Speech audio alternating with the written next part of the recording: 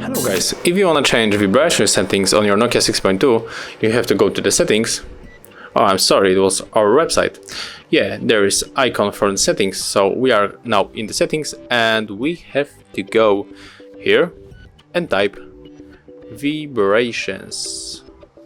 Okay, but as you can see, there is our option in the accessibility, so click on it and now we can just set up the vibrations for ring notifications. Of course, you have to turn on, turn off, and there will be the same touch on the vibration. So now it's turned off, it's turned on. Of course, when it's enabled, you feel haptic vibration under your finger going through the screen.